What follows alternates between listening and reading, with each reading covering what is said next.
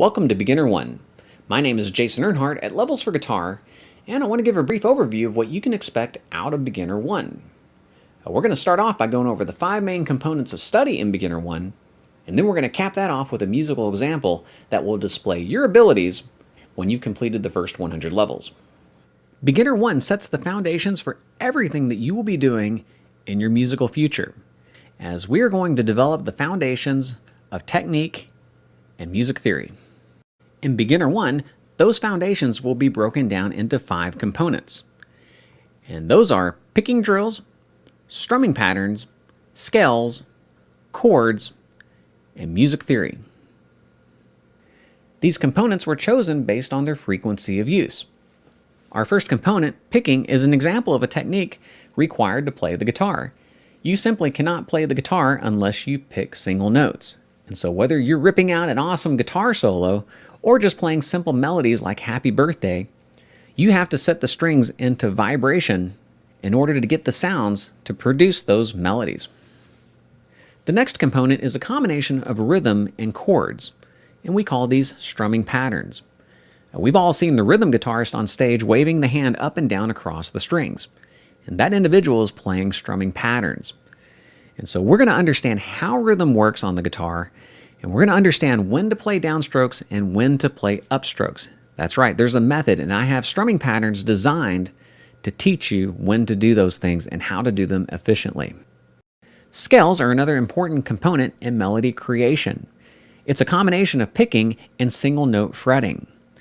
And so it's an important technique to learn because we use it to play guitar solos. For those of you who want to be a lead guitarist, you must learn your scales.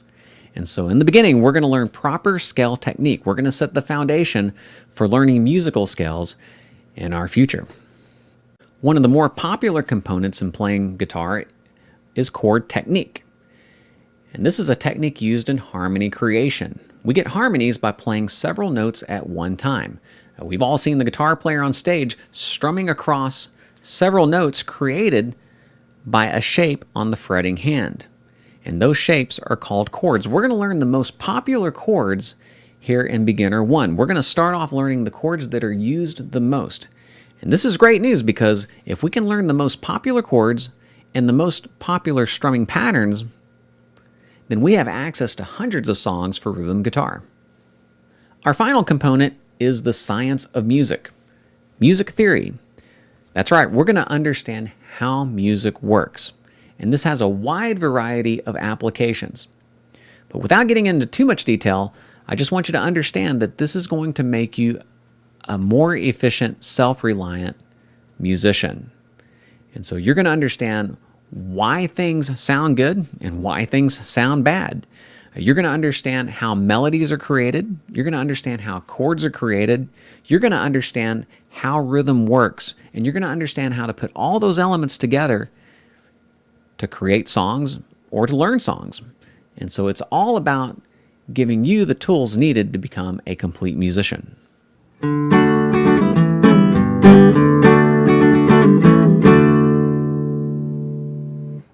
Beginner 1 provides results. And I'm going to prove that with one musical example that represents hundreds of musical examples in rock, blues, and country. Let me show you the components of Bad Moon Risin'. I chose Bad Moon Risin' because it represents hundreds of songs in rock, blues, and country styles that use simple components.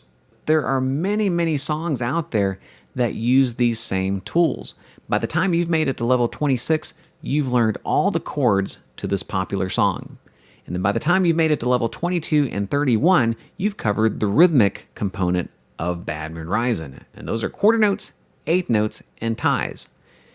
And that's just level 31. You've made it just about a third of the way through Beginner 1 at this time, and you're already knocking out popular tunes. Now, even though I didn't teach you how to play Bad Moon Risin', I gave you the tools necessary to learn Bad Moon Risin' and hundreds of songs just like it.